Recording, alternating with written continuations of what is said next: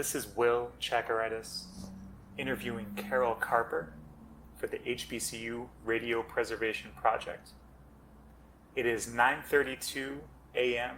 Central Time on Thursday, July 17th, 2025. And this interview is being recorded remotely. Ms. Carper is located in St. Louis, Missouri, and I am here in my home in Houston, Texas. Okay. All right, Carole, welcome. It's great to have you, and I really appreciate you joining us for this oral history. Thank you. I've been to Houston a number of times too, because my brother was a student at Texas Southern, and I would come to see him. Both of the kids in my family, we went to HBCUs. That's fantastic. Did your brother get involved in radio at all? No, not at all. He had no interest. I don't even know if when he was at Houston that the Houston had a radio station, because he was there from 71 to 75. Might have been just too early. Yeah. Okay, well, let me start here. Please state your full name for the record and tell me what your role was at Fisk University's radio station. My full name is Carole Carper, and my role at the Fisk University radio station, which then was known as WRFN, Radio Free Nashville, was a newsperson. I gathered news. And how all that came about was interesting, because Bobby Bass and his brother Eric, their family, it owned WCHB in Detroit. And the president at Fisk University, James Lawson at the time, made an arrangement with the families that Bobby and Eric would come to go to school to Fisk if they would set up a college radio station. So I don't know how Bobby picked us, chose us. We've all asked ourselves that question a million times, but he put together a band of what we call misfits, and then we became closer than family. And he even brought in David Lombard, who was a student at Vanderbilt. He recruited him, and he became an on-air talent, and David has gone on to manage In Vogue, big acts out on the West Coast. He's in management to this day. And a lot of people from Fisk that I worked with, they went on to do other things in media. Well, before we get to your Radio Free Nashville family, I want to learn a little bit more about your family and your upbringing. So, can you tell me when and where you were born?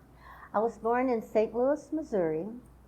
I was born to George and Imelda Carper. Those were my parents. Actually, the Carper family has a storied history in St. Louis. For more than 70 years, the family owned and operated Carper Casket Company, which serviced the area's minority undertakers at the time. It was started by my grandfather, and then my father continued it, and I sold it a couple of years ago after COVID, because that was his heart and soul. And Dad, he had a history too, because he was a Tuskegee Airman. He was a mechanic at Moton Field in Alabama. So I grew up seeing Dad, who was focused and sharp, and just, he was a mechanic. He used to fix the airplanes. He couldn't fly them because when his dad took him down there, he was too young. He was just 17. So he said, well, you can fix them. You need to fix what you're going to fly. So he became a mechanic, and such a good mechanic, they wouldn't let him go. So they kept him. And then when he came out of school, that's when he started working at the casket company with my grandfather. And we were the only black wholesale casket distributor in St. Louis. So we have a long history with the city. And is your father born and raised in Alabama? No, Dad was born and raised here in Kirkwood, Missouri. He would have been yesterday, actually the 15th was his birthday. He would have been 97. He his father, before he got into the casket business, they operated a grocery store in Kirkwood, Missouri. They lived on top of the store, and then the store was in the bottom. And he got into caskets because one of their friends, her name was Estelle Atkins, she started doing funerals. And so Dad and my grandmother, they were all, Granddad and Grandma, they were all friends. And so she told him about the need for caskets. And that funeral home, Atkins Gales, is still around today. And how about your mother? Where's she from, and where did her people come from? My mother grew up in Springfield, Illinois, birthplace of, land of Lincoln. Small town. We used to go there every summer to see my grandparents and aunties. She was a graduate of their Feichens High School there, and Mom was just a lovely person. I guess I got my career aspirations between her and Dad because she was a housewife, and she always just stressed to me, there's much more to life than being a housewife. So, spread your wings, try new things, and, enjoy life. Thank you. And can you paint a picture for me of the place you grew up?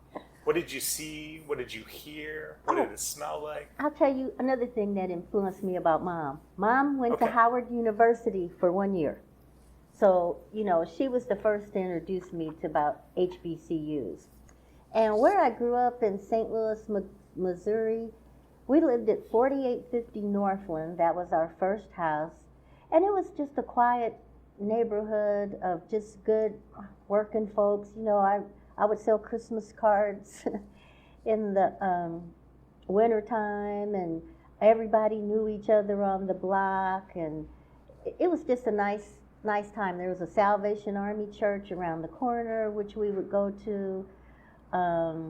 All the neighbors knew each other. You couldn't do anything and get away with it, because back then, it was truly underscored, it takes a village, and your neighbors would tell on you.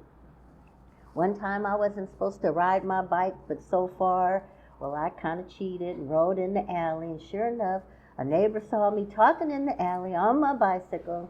When I get home, Mom's like, where have you been? And you get one of those kind of nondescript answers, and then the truth hits, because your neighbors have seen you, and they've told her. So it was that kind of neighborhood. A predominantly black neighborhood. There were kids up and down. My grade school was maybe 2 blocks from the house, so we walked to school every day. Unlike those kids in California, when it rains, they don't know what to do in the temperature. It didn't matter. In Missouri, you went to school, rain, shine, snow, or whatever, and we usually walked. It was a great neighborhood, because there was my school, Benton School, and then 2 blocks away there was Blessed Sacrament, the Catholic school. It was a great time. I appreciate St. Louis for that, because it really gave me a solid foundation.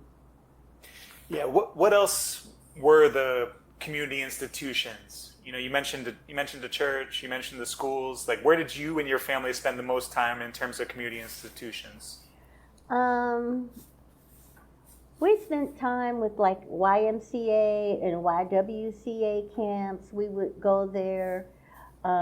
We went to church. Mom was a member of All Saints Church, and then later switched to St. Philip's Lutheran Church. What you don't know is that Dad, to help relax him, he was an avid boater. I think over a 12-year period, he went through 8 or 9 boats. It got so bad that whenever Dad would buy a new boat, Mom would start a construction project around the house. We're going to repaint this room or do this. But he was an avid boater. That's what relaxed him. And every weekend, we would be on the Mississippi River. They used to have a boat dock at the foot of Eads Bridge. That's not there anymore. And so in the later years, he moved the boat to Grafton, Illinois, where they had Piesaw Harbor. And he was responsible for also starting the first black boat club in Missouri, called the Gateway Boat Club, and they're still in existence to today. Thank you. And what sorts of issues were important to your community or to your family? Whether they're political or economic, what was your family focused on or your parents focused on? I would say they were focused probably on social equality, economic equality. They were about doing the right thing for all the right reasons, and they were very encouraging of not letting obstacles stand in your way, because they grew up with a lot more barriers than I encountered, but they did instill that you need to be flexible and keep your priorities straight. Did they join any movement work, or were they active politically in that way? Dad was not, but Mom was. I remember in my grade school there was a bank. It was called, I think it was Jefferson Bank on Market Street, and they wouldn't hire black people to work in the bank. And a local St. Louis activist, Percy Green, organized a protest. And so eventually, because the bank tired of protests, they started to hire black people. Because St. Louis, when I was growing up here, was very segregated. All the black people lived on the north side, and then the surrounding area was just not black. I mean, blacks didn't start moving on to Lindell and into the county areas until I'd say I was in high school or colleges.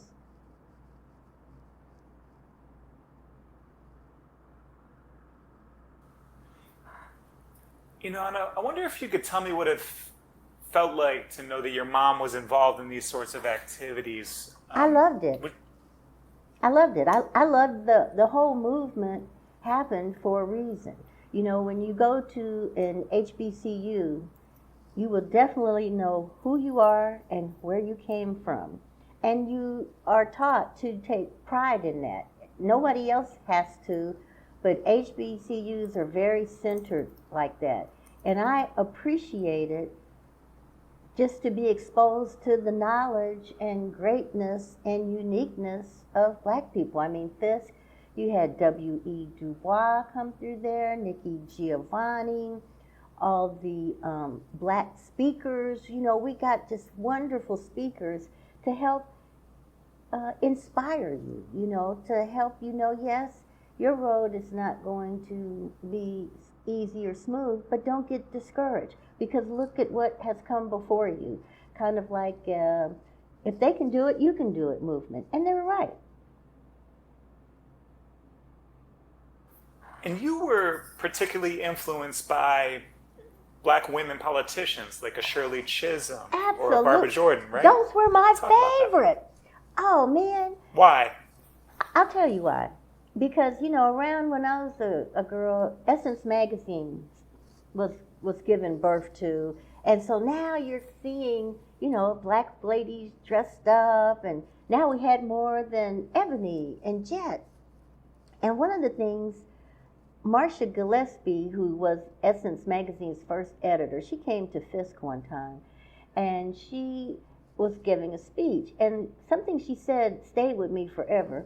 And that was, she says, you know, when I get up in the morning, I look at myself in the mirror and I kiss my hand, because I am telling myself that I love myself.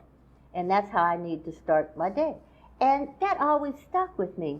And then when Shirley Chisholm, this little diminutive, tiny woman, but she had such a broad voice. When she chose to run for president of the United States, that was a clarion call that you can do anything if you just put your mind to it.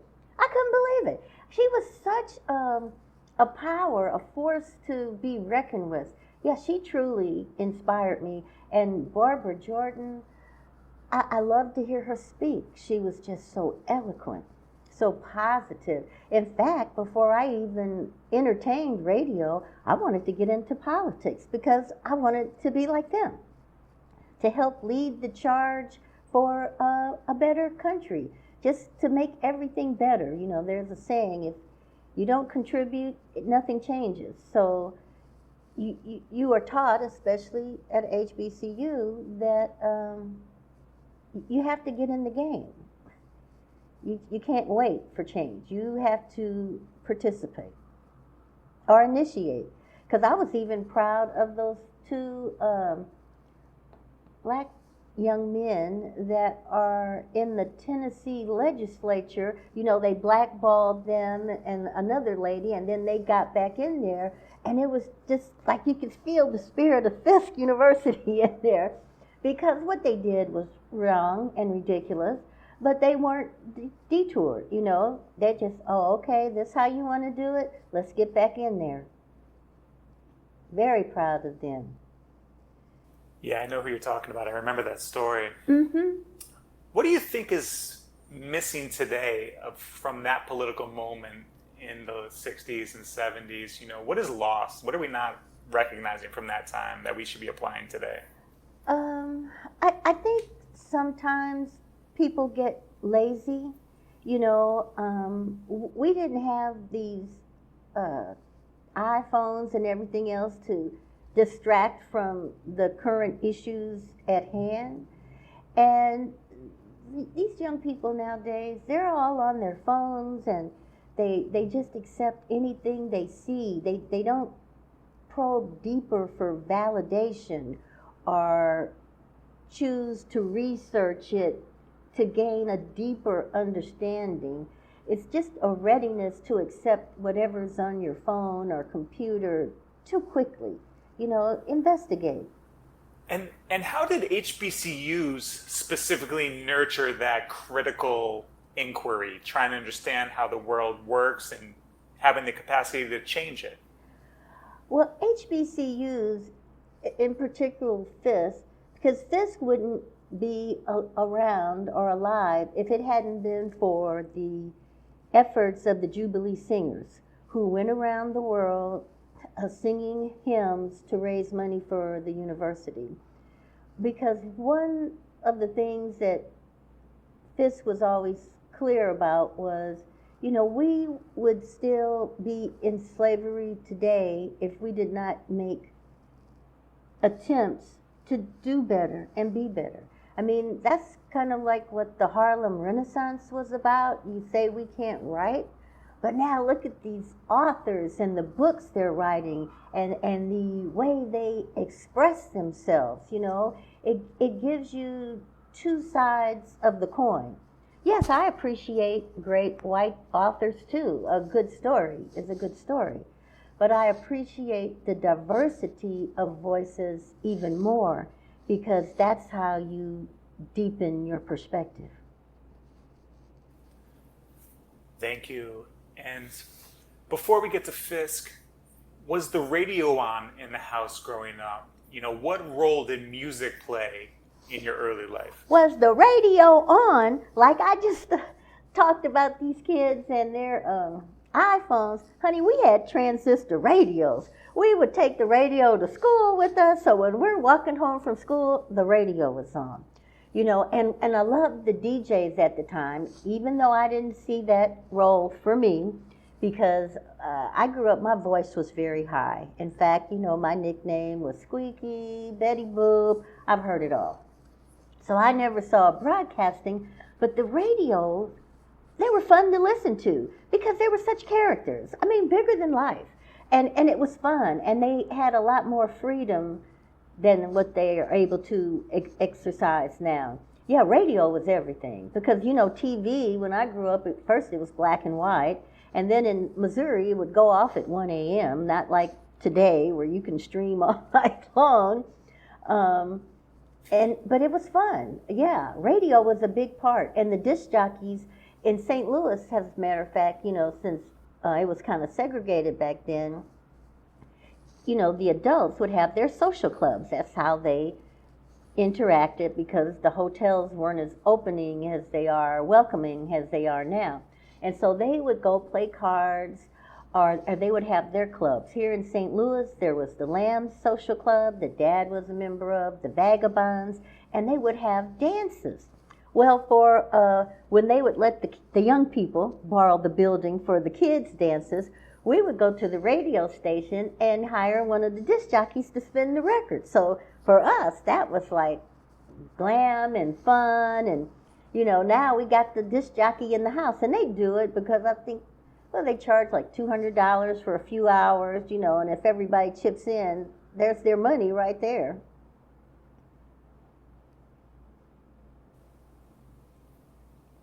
Now,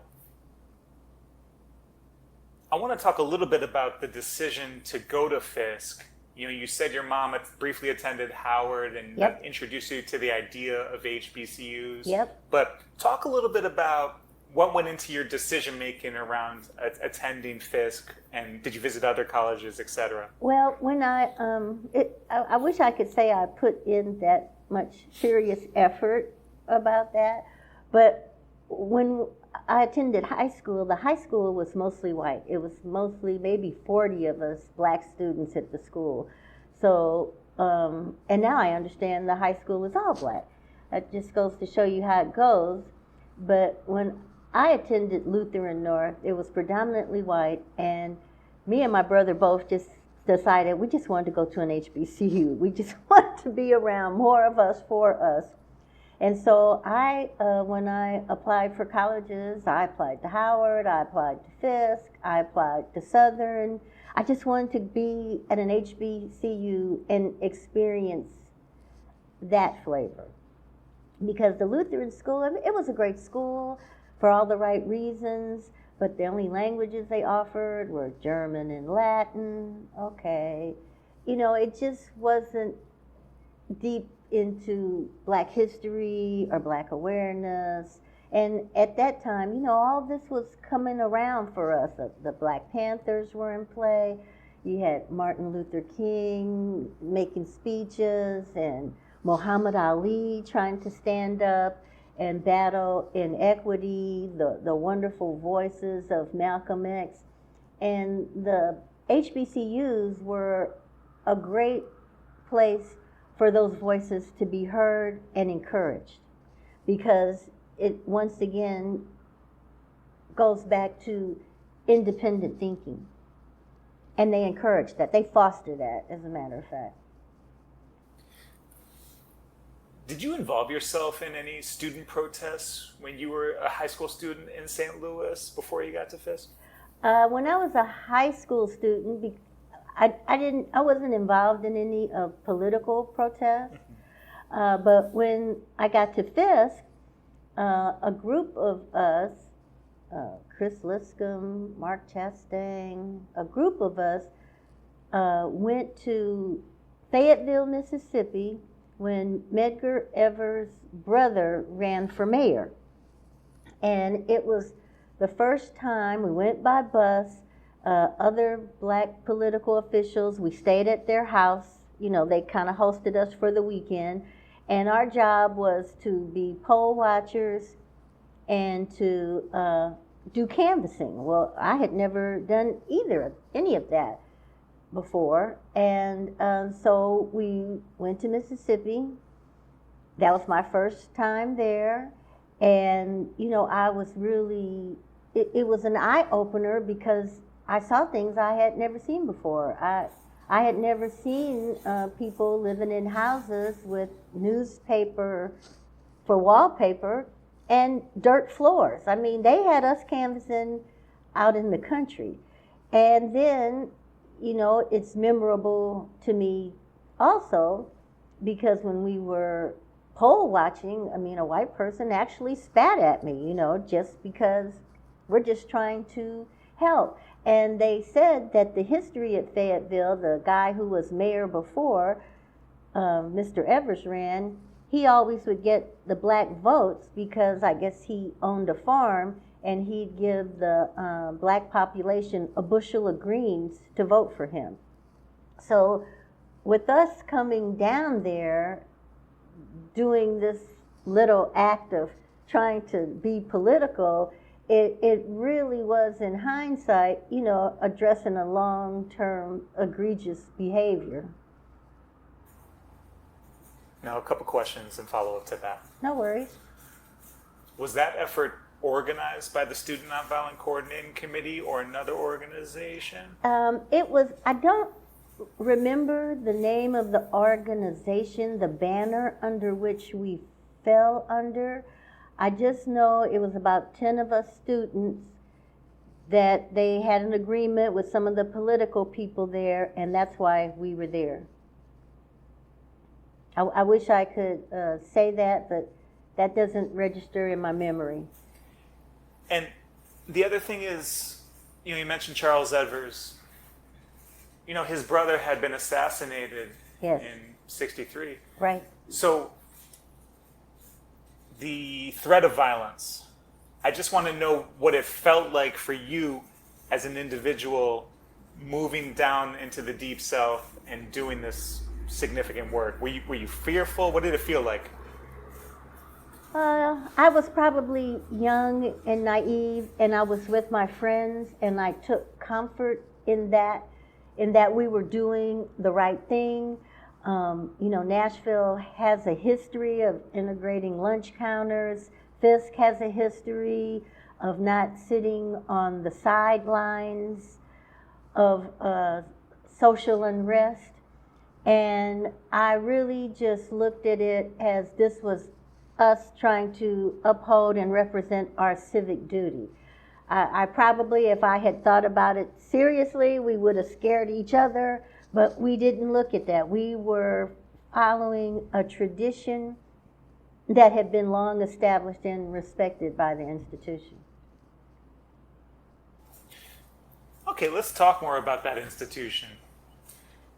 That first day you're dropped off for your freshman year, beginning classes, you're meeting new people.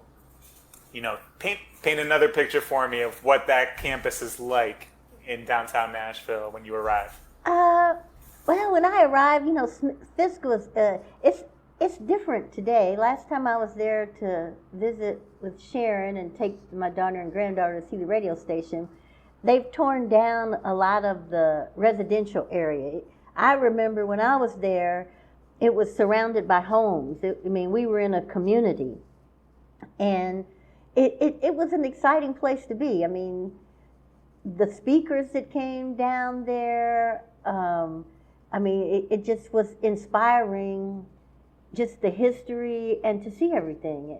And Fisk has such a rich legacy. I enjoyed just getting steeped in everything about it. And then with Meharry right across the street, because back in those days, before the white institutions opened up, you could only get your medical degree from Meharry in Tennessee, and I think Howard had a medical school as well.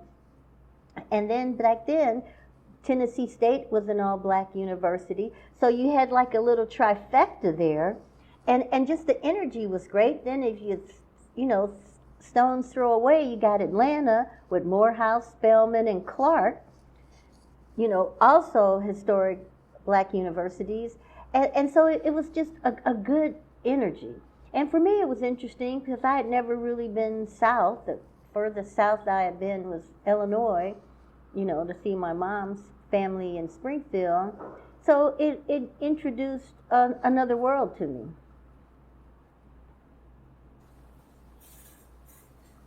And can you talk a little bit about the geography of Nashville, where Fisk is situated on the north side there, downtown, what its relationship is like within this segregated community, this segregated city?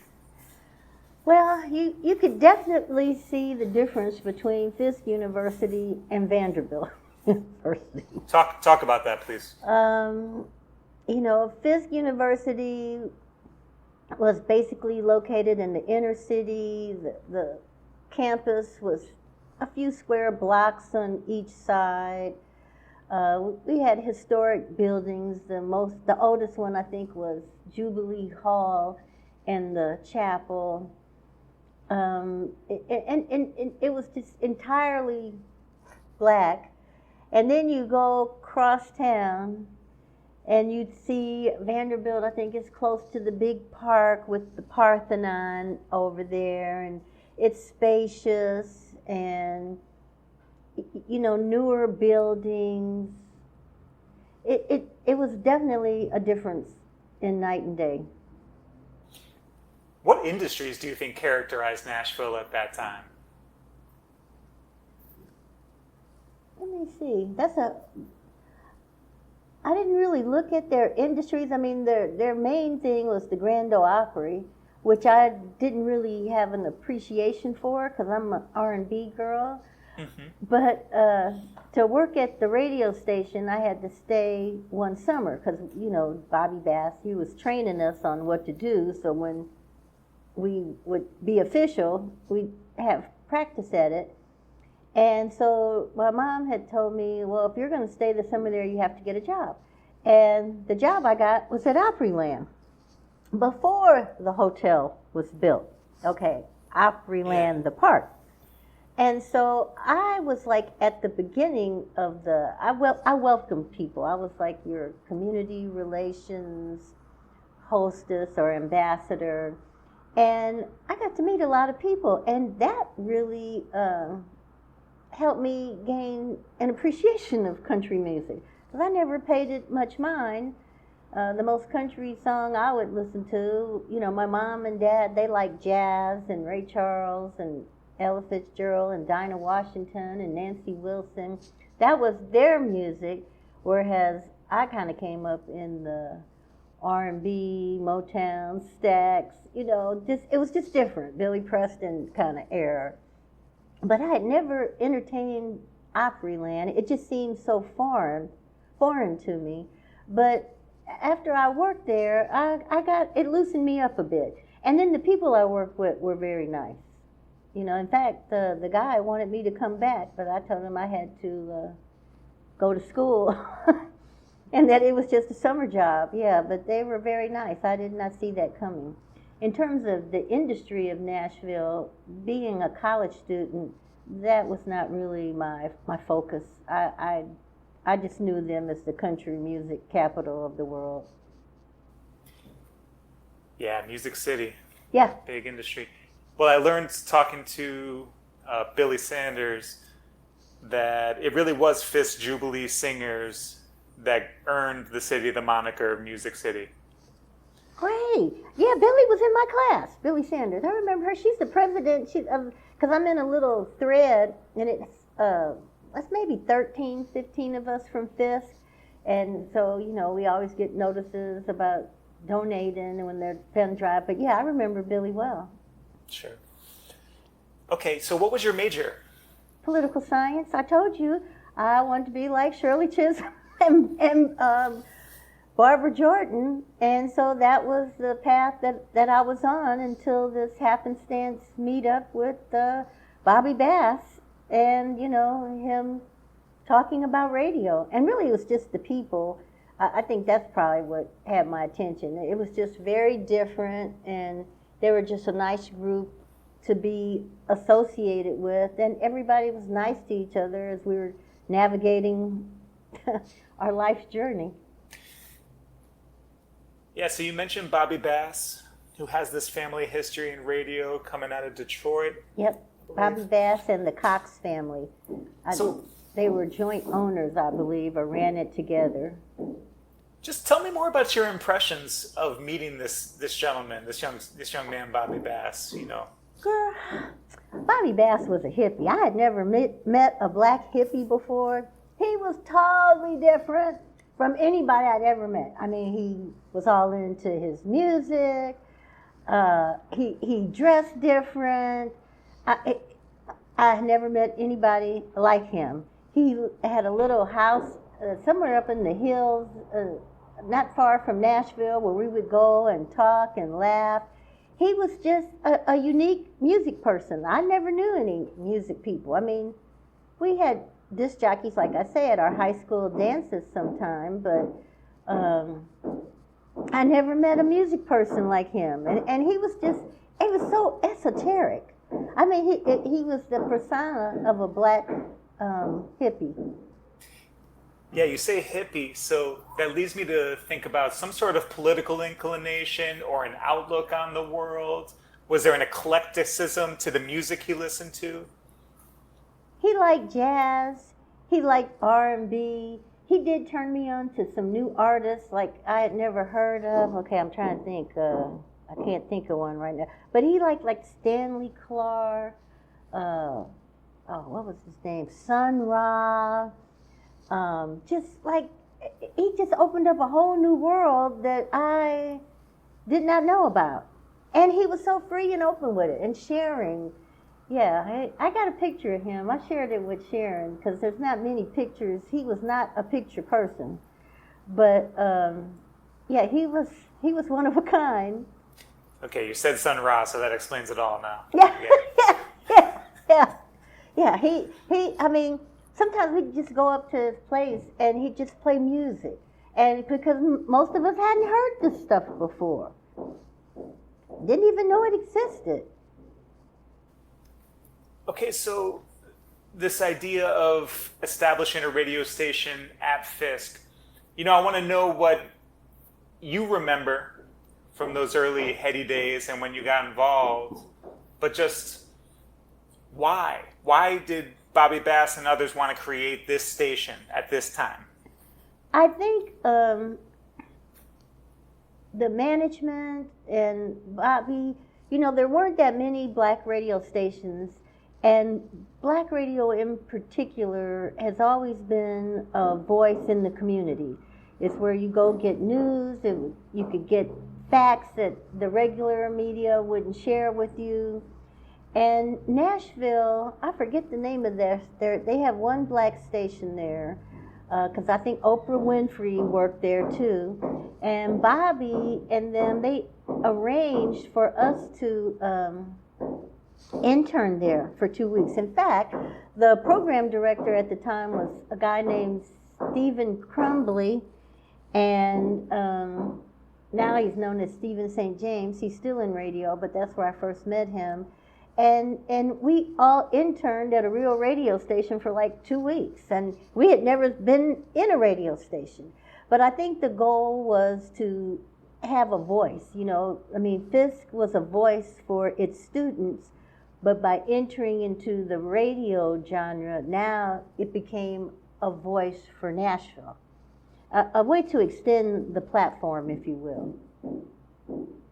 And just by us having the name that he gave us, Radio Free Nashville, that tells you a lot in itself of who we were targeting and the fact to have freedom of the airways and who our target audience would be. Because what does that name mean to you? Radio Free Nashville? Oh, it just meant the ability to broadcast freely, truthfully, play the music we wanted to hear without as many constrictions. That was the beauty of it. We were playing stuff you're not going to hear anywhere else but Radio Free Nashville. Yeah, it obviously echoes Radio Free Europe and this idea of communicating ideas across sort of enemy lines. That's right. I would definitely agree with that. And in fact, I had a chance, my girlfriend, Elizabeth Jackson, she was at this too, and she had a friend who lived in D.C., and Howard University was having their Howard Communications Conference. So she's like, yeah, Carole, let's go, And so we stayed at her girlfriend's apartment. We went to D.C., and it was so exciting because, see, Howard at the time, their radio station was competitive in the marketplace. See, we were starting out as a college station. Oh no, DC, WCHB, they were already out there stealing points from the majors. They were very professional. So to go up there and have the conference, that was so eye-opening and illuminating. And in fact, I met 3 ladies, Diana Williams, Sheila Eldridge, and Gwen Franklin, at that conference. And we're talking about, 72s, maybe 73, that we're friends to this day because they all went into the radio record businesses. And it's just nice that you can make those kind of connections, and that's what HBCU does. It puts you right into the family. You'll have family and friends for life because we're not going anywhere. Yeah, I'm glad you mentioned that trip to Howard. Speak a little bit here to the sisterhood among women, black women on HBCU radio, and just what that's meant to you. Oh, it's been fabulous. Just black women in radio and media in general. And I'll tell you why. We formed a sisterhood, and we really had a belief that we could do it, because Bobby wouldn't have it any otherwise. We believed in ourselves, and it was wonderful. It wasn't until I got into regular, real radio that now I'm encountering things I didn't know existed. I didn't know there weren't a lot of women on the air, because we had plenty of women on the air. I didn't know that there was bias out there, because we didn't have biases at the college station. And the HBCU family has just been very, very supportive. You know, it allowed me to learn lessons once I got into the, let's say, industry world that have carried me through. You know, because it's very important. A person can't tell you your value. This is something you have to learn. And we all learn it through different lessons in life. I remember when I tried to get my first radio job, yeah, I was scared, all that. But I tried because my HBCU family made us believe we could do it. And when I went to the first interview, yeah, they gave me a tour of the station. Then they told me that they don't have women on the air, and I'd never heard that before. And they said, hey, well, we'll let you have a job as a receptionist. Well, I didn't want to be a receptionist. And Bobby had really put it in my brain that you could do this. So I turned it down, went home, was all upset and depressed, put my faith back together again, went out again, this time to WESL in East St. Louis, Illinois. And this time he hired me for news and a public affairs show. And it just speaks to, you know, you don't give up. You know, just, and you don't know things.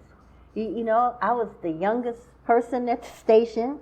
I didn't know that, I just didn't know things. And then I remember I asked Jim Gates, I said, well, you know, because I'm going by the book. That's what you tend to do when you come out of college. You don't have experience. You go by what you've been taught. And he's like, yeah, well, you got the job. And I looked at him, and I remember I said, well, don't you want an air check? Because that's how I heard you get radio jobs. And I'll never forget. He looked at me, and he said, well, you can read, can't you? I said, yep. And that's how I got hired. And then come to find out, while he was interviewing me, he had worked at WCHB in Detroit with Bobby Bass's family. So he had, you know, spent some time there. And once again, the magic of the HBCU connection comes into play. So he was comfortable. And I didn't know that. I didn't know that radio jobs were hit and miss and you don't intend to spend a long time. We're just trying to pursue a new avenue. Totally. Before we get to WESL, going back to Radio Free Nashville, you know, tell me what you recall from that moment when the station first went on the air and when that was. Let's see. I came out in 74. Maybe it was late 72 or top of 73. We were so excited. I mean, it was kind of like, okay, all this hard work, what we thought was hard work, trying to pour into it. And then there was a lot of pride because we wanted to be our best. I mean, you know, living your life in the public is not for everyone because you have to always be cognizant of what you're saying, how you're presenting it, how you look. You know, show people are a little different, and they are, because there's a whole nother thought process that goes into your presentations. And nobody wants to embarrass themselves or the school by behaving silly. And this was such a gift for us. A radio station, and we had just been to a real radio station, well, commercial radio station, because we were real too. And now we're having the opportunity and the access that we can, present causes dear to our heart and dear to the community's heart, as long as it's done in a professional and respectful manner. They put it was a big cloak of responsibility that we, as a radio family, we're determined we're not going to mess this up. And it made my heart feel good when I visited, because when we first got the station, we were put together with paper clips, rubber bands, scotch tape. It does not look like WFSK looks now. I mean, it's a professional studio. I was shocked when I went in there. I said, boy, this is an upgrade. Well, but that shows the commitment that the school had. I had no clue that something we helped launch would make it to 50 years. That's a blessing in and of itself. Yeah, describe the actual physical environment of the station, the building it was in. What was that like? It was in a little rinky-dink house. I'm not gonna, paint. It was nothing glamorous about it. I think it was maybe 3 or 4 rooms. We had like a news section where I could see the air talent, and then we had a little workroom. It was nothing fancy. It was on the campus. It was maybe a couple of doors down from the chapel. The building is not there anymore. But that's where we would go and create, it was just a stone's throw from the dormitory where we lived. And it was a nice thing. I mean, he really turned nothing into something. And the community was responsive. Radio Free Nashville got some respect because we were trying to be respectful. And in terms of the programming, the format, actual shows, what do you remember about the schedule? I remember we had newscasts because I performed some of those. They played a lot of music. I remember that. And then I think we also had some like community speaks sections where people from the community would be brought in to interview. Because with this, since we were right smack dab in the community, it was important to be representative of where we were. That's why you want to have media that speaks to you. And we tried to include all of that, so we were all inclusive, so people felt like we were a part of them. That was important to us. Yeah, I'm glad you mentioned the community. Would you characterize this station as a learning lab, as a place for instruction and training at that time? Or did that come later? I mean, obviously you all are learning how to do radio as students, but what was the relationship between the station and like a communications department?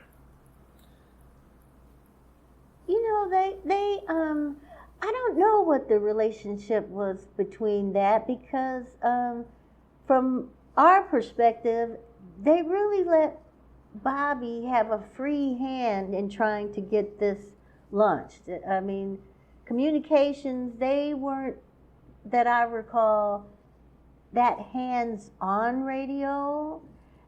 At least we who were performing the work were not taking direction from them.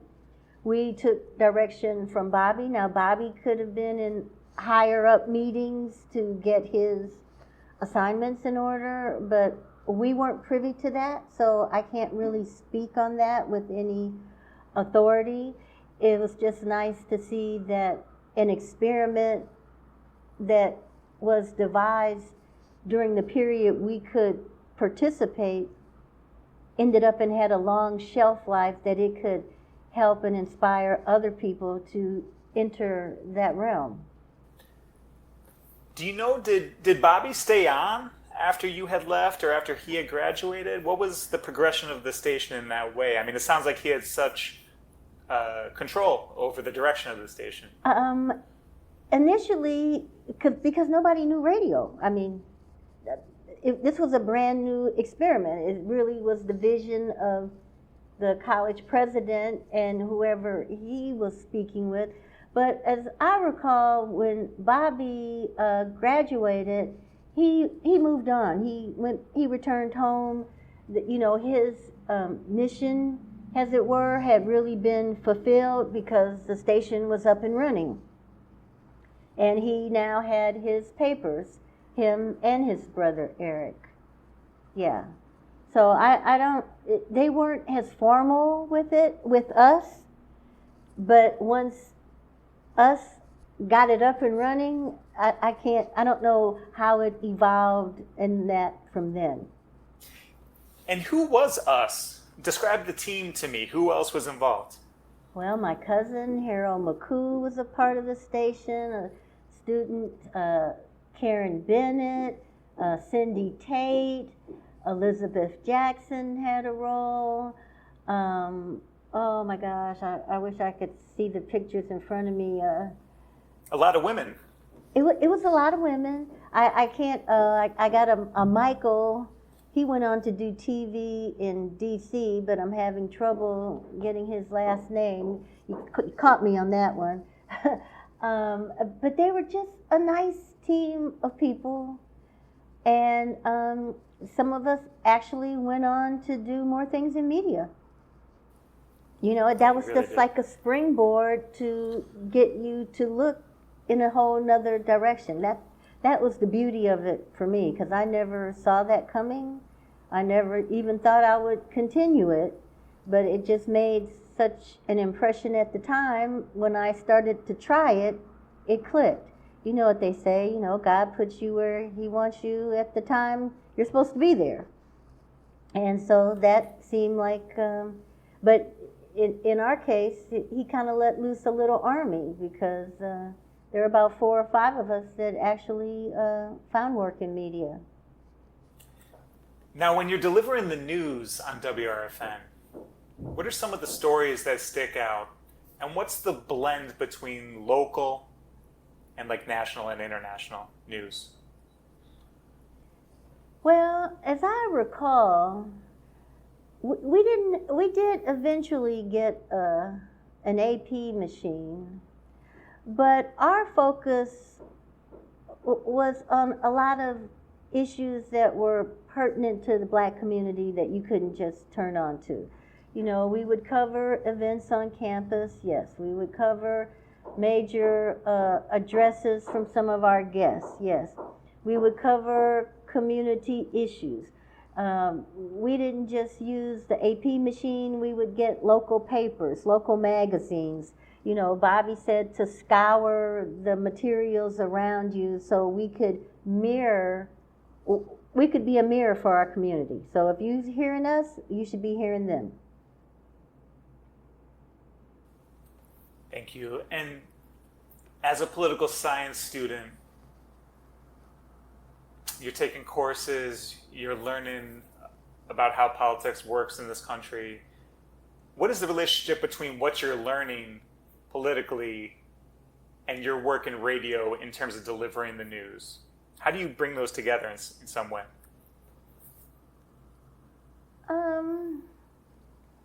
You learn a lot about diplomacy in the sense that everybody's not going to want to hear what you have to say, but if you can find a way to at least initiate a conversation, get it started, and be unbiased about it, it makes people more open to entertain another way of thinking, to listen to another way of thinking, and then it's also helpful to always be true to yourself and your heart and just common sense that God gives you, because there's a lot of influencers I know that's a 2020 term because of all the TikTok and stuff, but back in those days,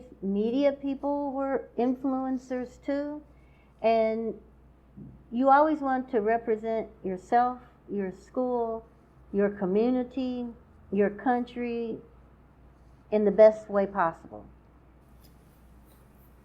Tell me a little bit about how you cultivated a voice on radio, and you can speak to experiences beyond WRFN, but what has gone into cultivating that voice and identity on radio? Kind of like what I shared about learning your own worth and value, because one of the things that when I got started in St. Louis radio, people here would let you work, okay? And we were good at it in terms of getting out into the community. And I mean, it was scary at first, putting microphones in front of strangers' faces, but you get over that. But you learn things, you know, like you learn how to have value in what you do, to not shortcut, to always do the best of your ability. I remember one time I was at a radio station and we were having internal difficulties. Well, I knew who was starting it, and it made a black publication called Black Radio Exclusive Magazine. It made the local newspapers.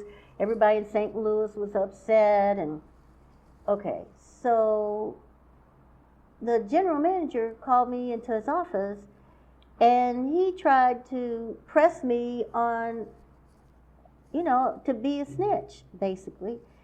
And, you know, from HBCU, well, I'm not ratting out anybody. That's not my business. That's your issue. And I work with these people. And so basically, he really, you know, put the pedal to the metal to me, so much so that evening when I went home, I wrote a resignation letter. Because I made up my mind that my coworkers were more important to me than a job.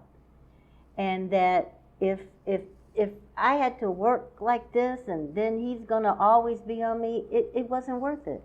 So the next day when I went to work, and I'm not ratting out my coworkers, you don't do that. I submitted my letter to him. And he looked at me, he read the letter, I'll never forget. He said, "Girl, I was just testing you. No, I'm not going to accept this letter. You still have a job here." Well, see, there was a lesson to be learned in that. People are going to test you along your career path, and you can't let everything intimidate you.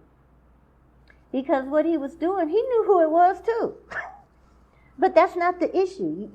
You don't get involved. And now, the guy who it was, that's like Bernie Hayes, he has his St. Louis Black History Museum, and he's gone on, you know. It was just a bump in the road, so to say, but you encounter that. One other job I was at, I put together a piece. It took me forever to splice all this stuff together, and I got frustrated, but I hung in there, and the little piece won me first prize in the Missouri Radio Television News Directors Association. I got first prize. I mean, I beat out KMOX. I beat out the big boys, okay, just for this little independent station. Well, even though I loved them to death, when I won the award, he took me to lunch and some staff, and, he was real happy because, his station got recognized. But then he was telling me how much he liked me, and, it was a great thing. But I think I was making like $150 a week then. And so he gave me a raise to like $200 a week. Well, so if you like me all that, so you're only thinking I'm worth $50 more? I mean, it was just like crazy math.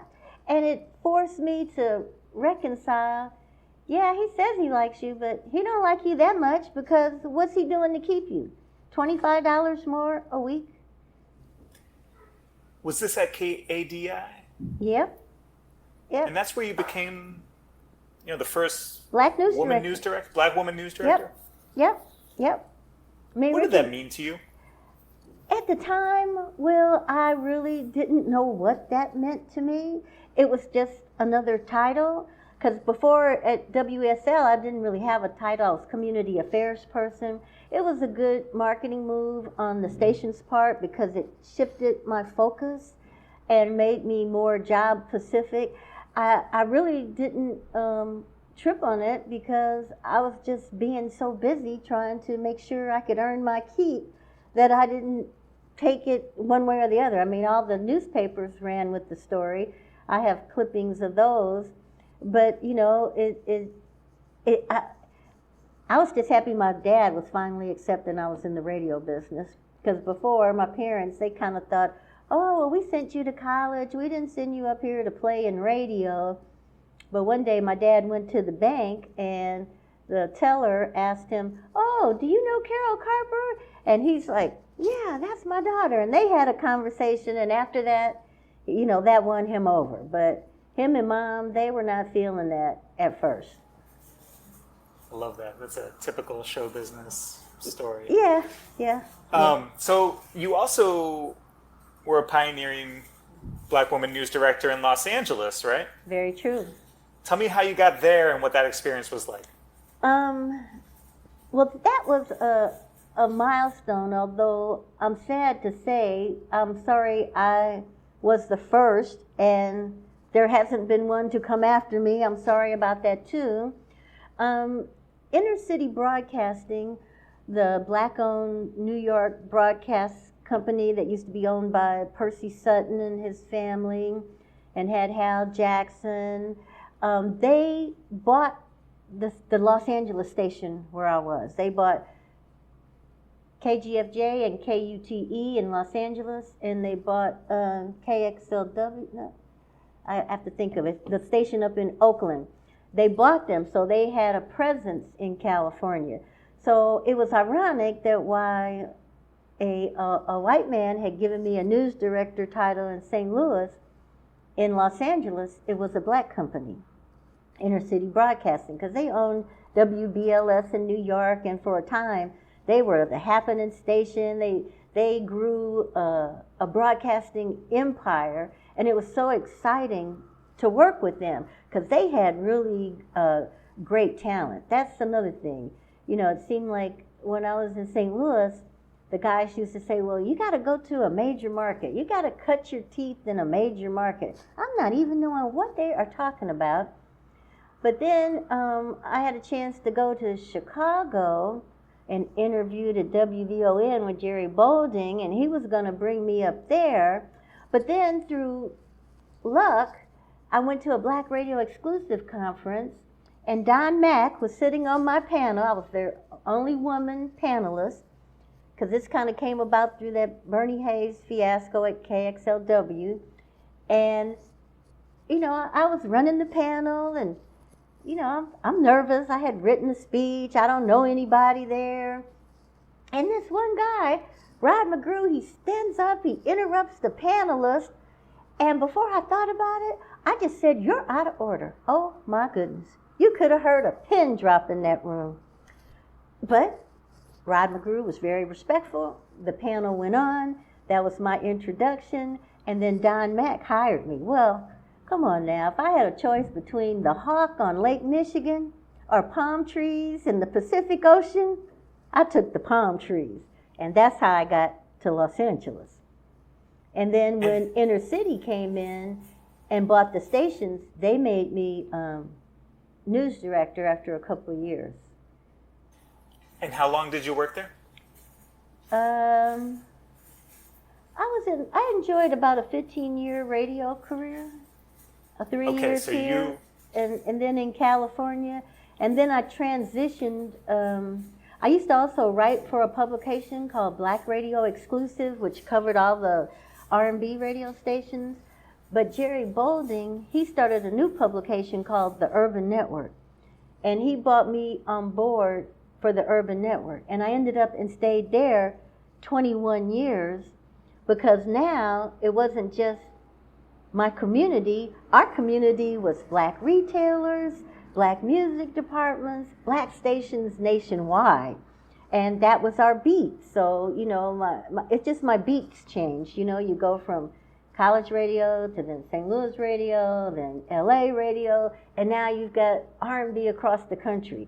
So you're getting to interview and know all the different program directors. That's how I met Barry Mayo and Lee Michaels, J.B. Stone, Don Mizell, because I interviewed them. And what were the issues that you remember your stations covering in LA? LA had different issues at different times. I mean, you were there for Rodney King. Yeah, that was a rough one, Rodney King. That tape still upsets me every time I see it. And then, you know, Rodney King issues. LA is a rough market to cover. It was easier for us in R&B because we stayed within our black communities and covered stories that some of the other media didn't even cover. Because that's how some of the black reporters in LA got their jobs. The white reporters were afraid to go to the stories where Rodney King was, but they would send black people in there, and then they hired them. Well, that's perfect, because I want to ask you to speak to the power of black radio, or HBCU radio as well. What services, what vital services do these kinds of stations provide? I can only speak from when I was a participant, because I can't get the Nashville station here, but they used to have a saying in LA at KJLH. It's called "We are one, we are you," and that's what stations would try to be. We wanted to be voices for folks that didn't have the voices, and that was our main focus. And we worked hard at it.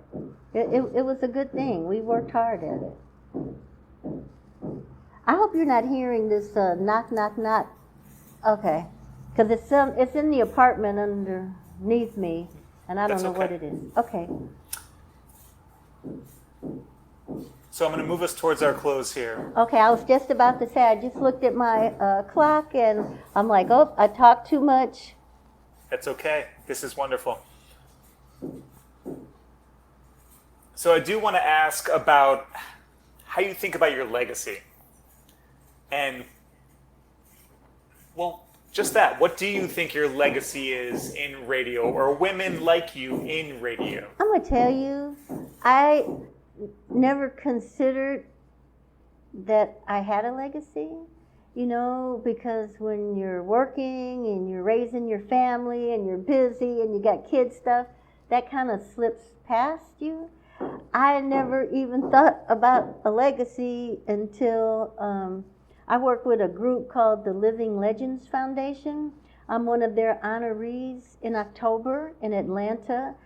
But I volunteered for them, and I never saw myself as a legacy. It's only been the last few years that I've been out of radio for better than 20 years that Felicia Love in Atlanta, she did a Woman in Radio Preservation Project, which took place in D.C. a couple of years ago. I was a participant, and she had me go through my life. You know, my life has just been in boxes and photographs, and I never had really organized it to see. And at first, because it was on a Google form, something I'd never worked on, it intimidated me, and I didn't want to do it until my granddaughter brought her homework on the same form, and then I didn't have any excuse. But I got into it much more than I thought, and I put together a book. And I never had seen legacy until I put together the book, because I realized I had sent everything to her by email, and I couldn't look at it because it was confused, and it was all over the place. But once I had it bound and put, you know, it was like St. Louis radio, then Los Angeles radio, Black Radio Exclusive, then Urban Network, then I began to see, wow, you did a few things here, and I never really saw that. I was just happy for my life, because I didn't mention Urban Network. See, when I came up, in radio. There was Jack the Rapper conferences. Impact had a conference.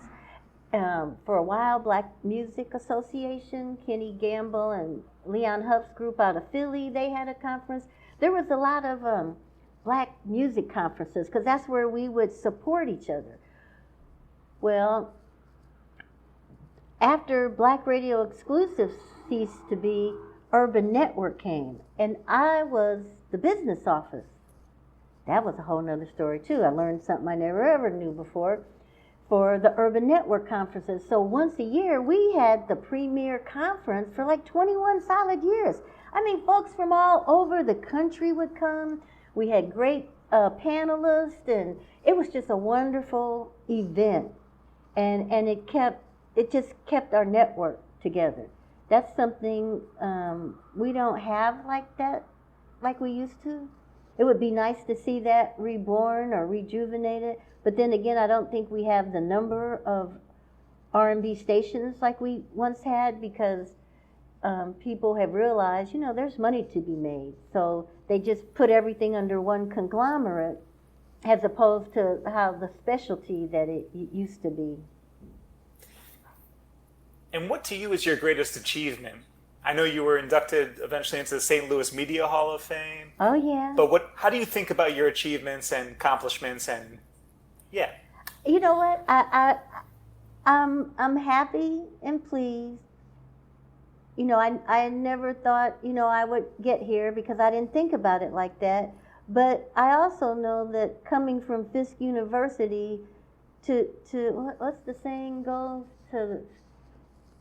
Many are selected, but few are chosen. There's a responsibility that comes with that. My success rests on the backs of others who came before, who helped pave the way. And if I, in any way, shape, or form, could help open the door for future people, I was glad to have been a part of that. Yeah, and what would you tell your younger self, who's an aspiring news director? I never even saw it coming. I would just say, stay persistent. I used to have a little saying, I had it from college. It was like, persistence, you have to just keep persistent, because there will be a lot of things that will come to deter you. And you have to always remember that you have to earn what you want. A lot of people talk the talk, but they don't walk the walk. They don't want to earn it. And to earn it means you have to put the work in. It is not gifted. It won't fall out of the sky. You have to put the work in. And maybe when you do that, you gain some satisfaction of a job well done, and hope others can, keep the ball moving. Make me more excited. Do some other stuff so that other young people can be as motivated, if not more so. 2 more questions. Okay. When you listen to the radio today, Black radio today, how is it different from the world you knew in the 70s and into the 80s? Well, you see, I'm at somewhat of a little disadvantage because my young people have me on streaming now, and I don't hear it as much. What I remember when I was in radio was we had characters, characters that were just really interesting. In St. Louis, it was Lou Father Times and Donnie Soulfinger Brooks and what was Frankie the Chief Rocker Crocker. Everybody had a little moniker. Now, news people, we didn't have that, okay? So I didn't enjoy that, but everybody had this little persona about them. But I will say this too. One of the painful things that I encountered in the broadcast is people, sometimes these personas have a tendency to burn themselves out. I don't pretend to be on radio or in the media unless the mic is on. When I'm off, I'm off. I'm doing family, I'm in the kitchen, I'm off. But some of my radio brothers and sisters, they would have a trouble turning off. And when you don't turn off, then, you burn out. And it has been painful through the years to see some of my associates just burn out. You can't, yeah, you give it all you got, but you always have to save some. Yeah, that's That makes something. sense? Yeah, it does. I don't think we think about that or talk about that No. enough within this project. No, no, it's painful because you see really talented people. I mean, and it makes you want to do better. And then you don't even think you can do better, but you see other people who inspire you, and the only reason you don't know you can do better is because you're exploring a land you never knew before. So of course you don't know what to expect, but you just got to get in there, explore, and like your mama used to say, listen, okay? Don't talk all the time. Listen. Thank you. So we're the HBCU Radio Preservation Project. Why do you personally think this is important, that we're documenting the history of HBCU radio? Because for people to move forward, they need to know their history. Malcolm X used to say that. Know your history. You can't know where you're going if you don't know where you've been. And that's the same with what you're doing. That's why I was passionate and said yes. Trust me, if I had reservation about it, but I see the bigger picture.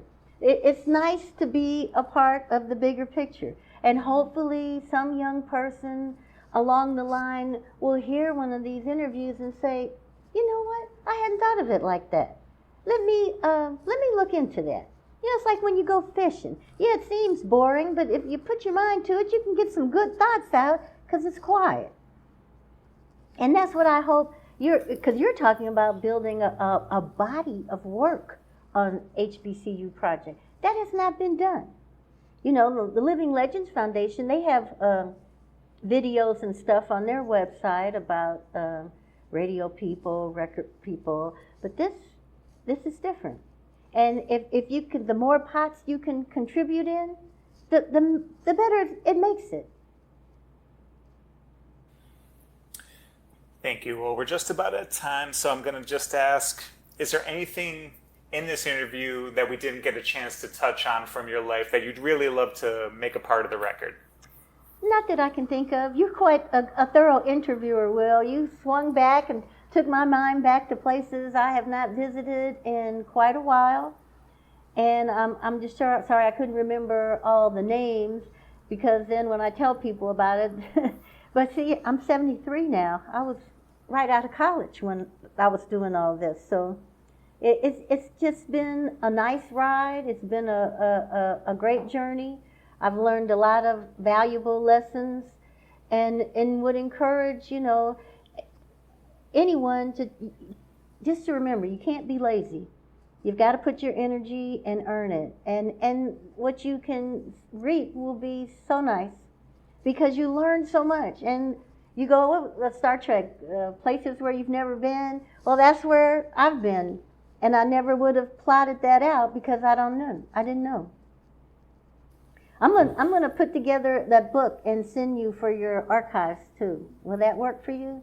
That would be amazing. After this conversation, I can see where you would really appreciate it, and I would appreciate you having one, and I'm gonna do that. Yeah, we would really love that. So, Carole Carper, thank you so much for your time today and the willingness to speak about your history in HBCU radio and at WRFN and Fisk University and beyond. Thank you so much, Will. You've been quite engaging, and I hope I didn't talk too much. Not at all. Thank you again. All right, take care now.